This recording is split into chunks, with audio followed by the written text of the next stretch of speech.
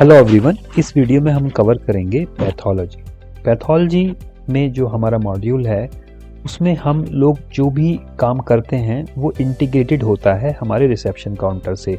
मतलब जो भी बिलिंग रिसेप्शन से हुई है हम सिर्फ उसी रिपोर्ट्स को एक्सेप्ट करके उनकी रिपोर्ट बना सकते हैं।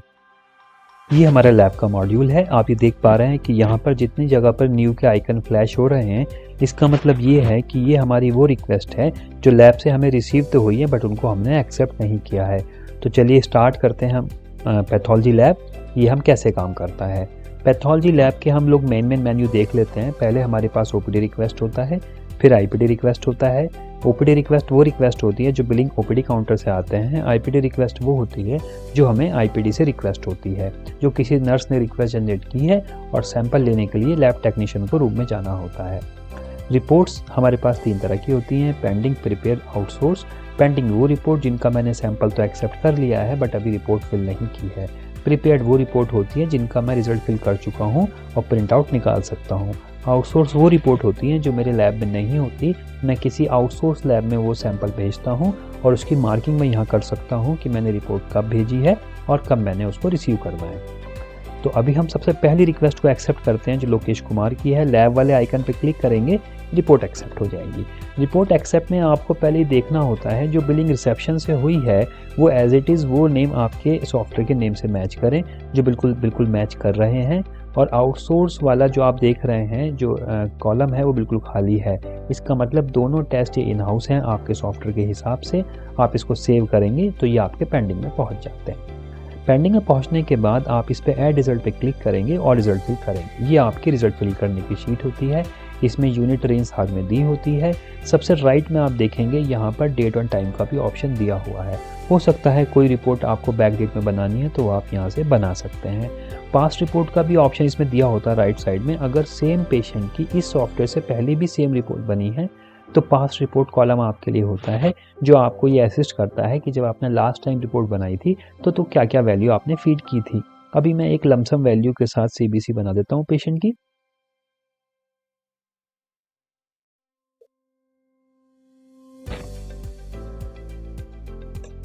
कुछ फॉर्मूलेज लगे होते हैं जिसकी हेल्प से ये ऑटोमेटिक कैलकुलेशन करता है। इसमें आप जितनी भी वैल्यूज़ इसमें दी हुई हैं, ज़रूरी नहीं है कि आपको सब फिल करनी है। जो आप फिल नहीं करेंगे वो रिपोर्ट में नहीं आता है। अभी जैसे हम एक बेसिक वैल्यू फिल कर लेते हैं।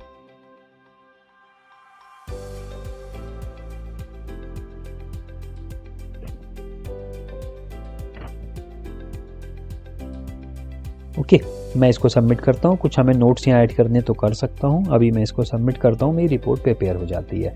जितनी भी वैल्यूज आउटसाइड द रेंज हैं वो आपको हाईलाइटेड फॉर्मेट में दिखाई देती हैं। आप इसका प्रिंट आउट निकाल सकते हैं। प्रिंट आउट क्या होता है कि आपको अपना लेटर हेड जो प्री प्रिंटेड है उसको लोड करना है और ये आप रिपोर्ट उस पेपर पे निकाल सकते हैं। रिपोर्ट निकालते वक्त हमारे पास ऑप्शन भी होता है कि अगर मेरे पास मल्टीपल रिपोर्ट्स हैं तो मैं उसको एक करके भी निकाल सकता हूँ। मैं चाहता हूँ कि अभी मैं सिर्फ मुझे सीबीसी का प्रिंट चाहिए तो उसको एलएफटी को अनचेक करके मैं सिर्फ सीबीसी का प्रिंट भी ले सकता हूँ। ये पूरी रिपोर्ट मैनेजेबल होती है। मतलब आप चाहते हैं कि इंटरप्रिटेशन आए या आप चेंज करना चाहते हैं या आप चाहते हैं कि इंटरप्रिटेशन ना आए तो वो सब आप मैनेज कर सकते हैं। आप उसकी रेंज रेफरेंस वैल्यू भी अपने हिसाब से मॉडिफाई करना चाहें तो कर सकते हैं। देखिए, जो रिज़ल्ट आपने फिल कर दिया वो प्रिपेयर्ड में आ गया, जो रह गया जिसकी रिज़ल्ट अभी फिल नहीं किया है वो पेंडिंग में आ गया है। मैं पेंडिंग और प्रिपेयर्ड से पहले एक ओपीडी रिक्वेस्ट दोबारा से एक एक्सेप्ट करके आपको दिखाता हूँ। ये रिक्वेस्ट मैं इसलिए दिखा रहा हूँ क्योंकि इसमें आप जो देख रहे हैं बीटा एससीजी वो टेस्ट तो आपका इन हाउस है लेकिन एएनसीए जो है वो आउटसोर्स है। तो आप इसको एक्सेप्ट करेंगे। जैसे आपने एक्सेप्ट किया एक टेस्ट तो इन हाउस में आ गया, दूसरा टेस्ट आउटसोर्स में चला गया। आप इसको सेव करें। जैसे आप इसको सेव करते हैं तो आप देखेंगे बीटा एससी तो पेंडिंग में आ गया, मतलब इसका रिजल्ट आपको फिल करना है। और सेकंड टेस्ट जो था सेम पेशेंट का चला गया है आउटसोर्स रिपोर्ट में। तो आउटसोर्स में आप मार्किंग कर सकते हैं। प्लस आइकन पे क्लिक करके आप यहाँ मार्किंग कर सकते हैं कि ये सैंपल आपने कौन से लैब में किस डेट में भेजा है। तो ये डेट आप मार्क करने से फ़ायदा ये होगा कि आप उसको ट्रैक और मॉनिटर कर सकते हैं कि मैंने कितनी रिपोर्ट जो बाहर भेजी थी क्या वो सभी की रिपोर्ट्स फिल होकर प्रिपेयर्ड होकर आपको रिसीव हो गई हैं या नहीं हुई है। प्रिपेयर्ड रिपोर्ट्स में हमारे पास 2-3 आइकन होते हैं कि मैं अगर चाहता हूं कि पेशेंट को व्हाट्सअप करना है कि जो उसका रिपोर्ट है वो डायरेक्टली पेशेंट को चला जाए तो वो किया जा सकता है। व्हाट्सअप दो तरीके के होते हैं, एक बिजनेस होता है, एक फ्री होता है। बिजनेस ये होता है कि क्लिक करते डायरेक्ट व्हाट्सअप चला जाता है, और फ्री जो होता है उसके लिए आप क्लिक करके व्हाट्सअप ओपन हो जाता है डायरेक्ट पेशेंट का, और आप उसको सेंड कर सकते हैं एज एट अटैचमेंट। तो जो इसमें लगा हुआ है, फ्री लगा हुआ है, जिसमें अटैचमेंट आपको सेंड करना होता है, इसे हम लोग ओपन एपीआई कहते हैं। अगर आपको रिजल्ट भरने के बाद लगता है कि कुछ चेंज करना है तो एडिट वाला आइकन दिया हुआ है, आप यहाँ पे क्लिक करके इसको मॉडिफाई कर सकते हैं।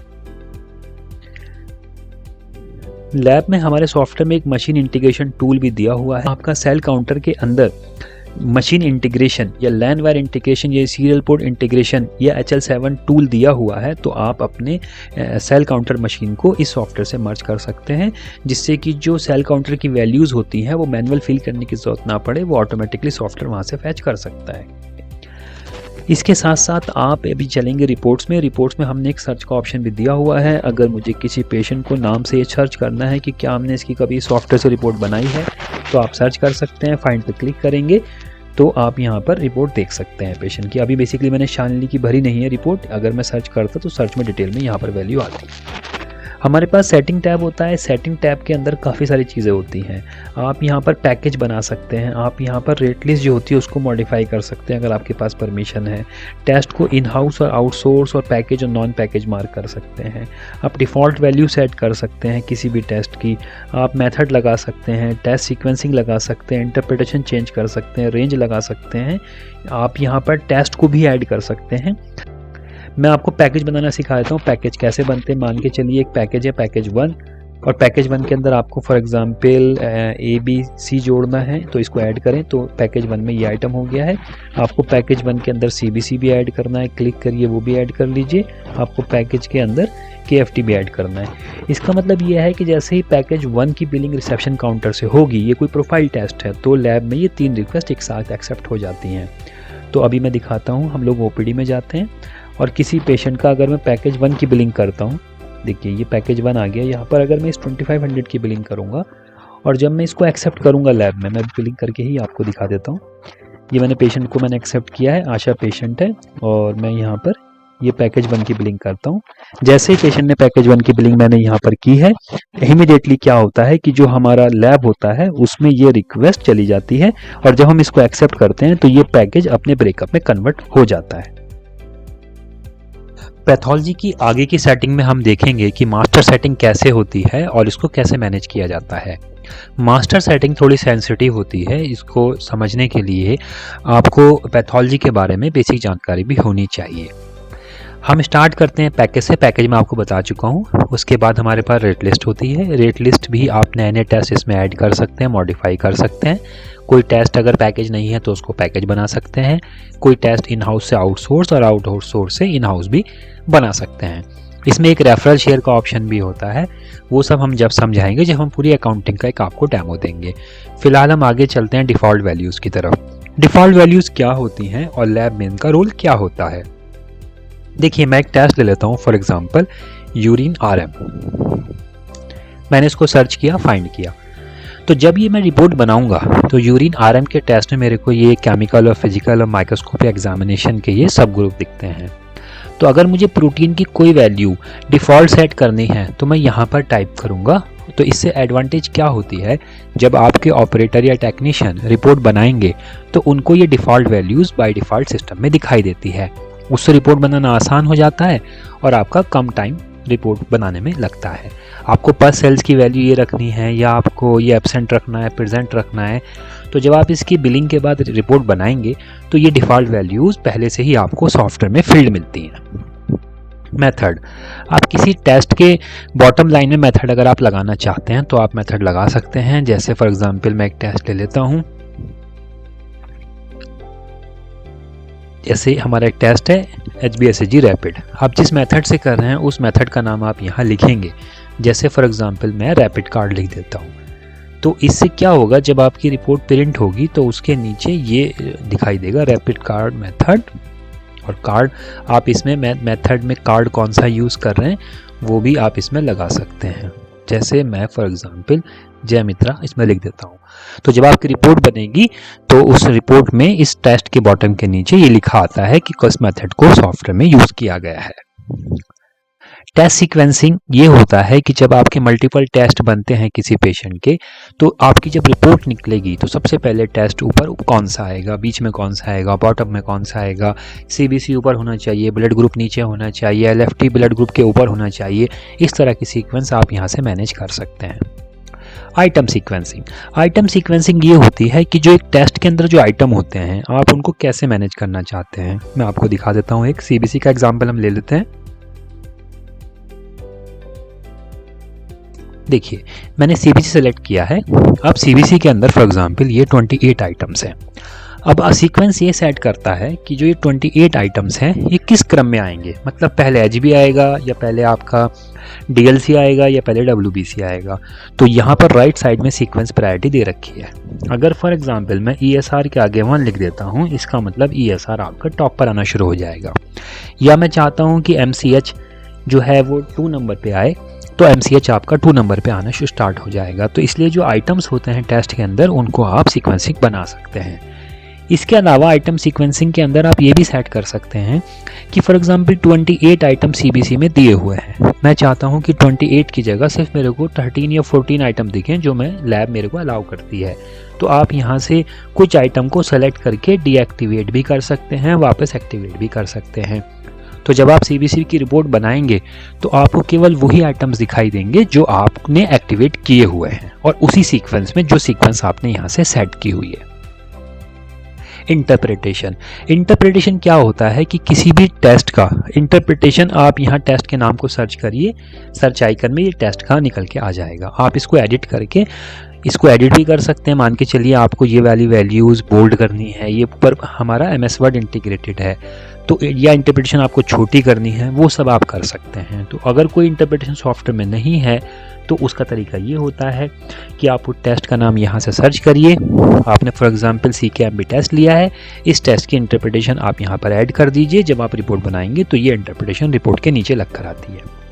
अगर आप चाहते हैं कि आपको इंटरप्रिटेशन नहीं चाहिए तो फिर आप इन सब को सेलेक्ट करिए और बॉटम में आके डीएक्टिवेट कर दीजिए, तो ये रिपोर्ट में लगकर नहीं आएंगी। रेंज, रेंज होती है कि जो भी आपके आइटम्स होते हैं, लेट्स सपोज मैं एचबी सर्च करता हूँ, ओके, तो अगर मैं रेंज सर्च करता हूँ एक आइटम की तो उसकी हमें पता लगता है कि एचबी किस ग्रुप में है। हीमोग्लोबिन नाम का टेस्ट है, उसके अंदर एचबी नाम का एक आइटम है, उसकी मिनिमम रेंज 13 है और मैक्सिमम 15 है। कुछ टेस्ट, कुछ आइटम्स ऐसे होते हैं जिसकी रेंज मल्टीपल होती है, बच्चों के लिए अलग होती है, मेल के लिए अलग, फीमेल के लिए अलग। कुछ टेस्ट ऐसे होते हैं उनकी रेंज कॉमन होती है। तो अगर कॉमन है तो फिर आपको वो एक ही बार मिलेगा, और अगर आपको दिखता है मल्टीपल है तो मल्टीपल टाइम दिखाई देगा, जैसे कि आप ये एचबी की रिपोर्ट देख सकते हैं। किसी भी टेस्ट की अगर आपको रेंज ऐड करनी है, एडिट करनी है, तो यहाँ पे एडिट आइकन दिया हुआ है, इस एडिट आइकन पे आप क्लिक करके इसको मॉडिफाई कर सकते हैं। मैं इसे 16 कर देता हूँ।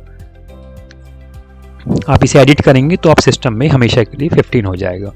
अगर कोई आइटम की रेंज सॉफ्टवेयर में नहीं है तो आप कैसे ऐड कर सकते हैं। आप यहाँ टेस्ट पर जाइए और यहाँ से जो भी आइटम को आपको लगता है कि इसकी रेंज यहाँ नहीं है, इसकी आप रेंज को सेलेक्ट कर लीजिए। फॉर एग्जांपल मैं यहाँ पर ब्लीडिंग टाइम ले लेता हूँ, ओके। तो मैंने ये आइटम लिया है, अब मुझे इसकी मिनिमम रेंज 4 रखनी है, मैक्सिमम रेंज 12 रखनी है और मैं ऐड करूँगा। अगर मैंने किसी भी ये रेडियो बटन पे क्लिक नहीं किया है, इसका मतलब ये तीनों के लिए कॉमन है, तो इसलिए आप इसको एक बार ऐड करेंगे। और अगर ये आपको लगता है कि हर कैटेगरी की रेंज अलग अलग होती है तो आप उसको 3 बार आपको उसको ऐड करना पड़ेगा, पहले फीमेल के लिए, फिर मेल के लिए, फिर चाइल्ड के लिए। ऐसे ही हमारे पास ऐड टेस्ट, अगर कुछ ग्रुप में कोई नया आइटम ऐड करना है, जैसे CF कल्चरस एक्टिविटी में आपको एक नया आइटम और ऐड करना है, तो आप यहाँ पे उस ग्रुप को सेलेक्ट करिए, उसमें नाम लिखिए जो भी आपको ऐड करना है। अगर आप उसको ऐड कर देंगे विद यूनिट तो वो भी उस ग्रुप में आने लगता है। सब ग्रुप एंड ग्रुप्स, ग्रुप्स वो होते हैं जो हमारे मेन टेस्ट होते हैं, सब ग्रुप वो होते हैं जो उनके अंदर सब ग्रुप बनते हैं। जैसे अगर मैं यूरिन RM की बात करता हूँ तो उसमें सब ग्रुप हमारा फिजिकल एग्जामिनेशन है, माइक्रो एग्जामिनेशन है, केमिकल एग्जामिनेशन है, इस तरह के।